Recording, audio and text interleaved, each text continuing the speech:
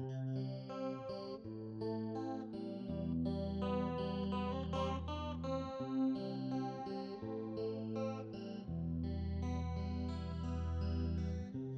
bonjour Caroline. Bonjour. Alors merci d'être voilà, sur Pour qu'entreprendre à la ruche pour parler d'entrepreneuriat et notamment de ton parcours d'entrepreneur parce que donc tu as créé une entreprise, Birdeo, Oui. donc, qui propose donc des services de conseil en développement durable pour les entreprises. Et tout d'abord, avant de parler de ton entreprise, est-ce que tu pourrais raconter un peu ton parcours d'entrepreneur? Oui, voilà, donc je suis Caroline Renoux. J'ai débuté ma carrière il y a une quinzaine d'années dans un cabinet de chasseurs de tête à Budapest, en Hongrie. Ensuite, j'ai travaillé pendant environ 8 ans pour des Anglais, pour qui j'ai fait du placement d'experts sur les métiers en IT et nouvelles technologies.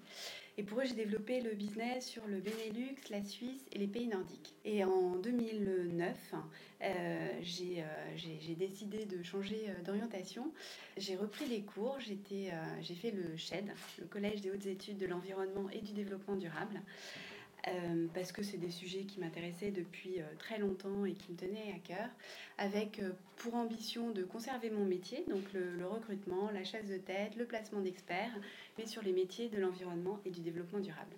D'accord, donc c'est ce qu'aujourd'hui propose Birdeo. Tout à fait. Euh, donc si je suis une entreprise aujourd'hui et que je fais appel à Birdeo, qu'est-ce que tu proposes à travers ton entreprise? Alors, on s'adresse à la fois aux entreprises et également aux candidats, aux freelances.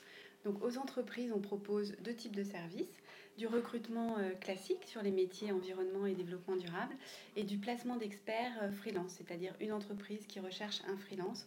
On va lui sélectionner la bonne personne.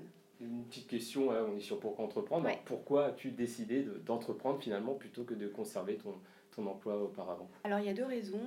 La première, c'est que j'avais depuis très très longtemps vraiment envie de créer mon entreprise. Et dans les différents postes que j'ai occupés, j'ai toujours eu des postes très tournés vers l'entrepreneuriat voilà, pour apprendre, entre guillemets. Et puis après, le développement durable, l'environnement, c'est des sujets qui me tenaient à cœur depuis extrêmement longtemps. Et pour moi, c'était très clair que c'était un sujet dans lequel je souhaitais évoluer. D'accord.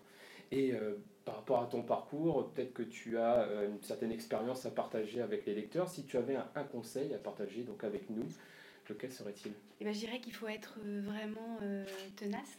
Mhm. Et en même temps, c'est quelque chose de formidable parce qu'on est vraiment maître de son projet. Et ça, c'est quelque chose de fantastique. Voilà, donc ne pas lâcher, Non, voilà, faire preuve de ténacité oui, tout à pour fait. pouvoir profiter de cette liberté qu'offre l'entrepreneuriat. Tout à fait. Ok, super. Merci beaucoup. Et on continuera donc cette discussion avec Julien Bourré pour parler de soft skills et de ténacité. D'accord.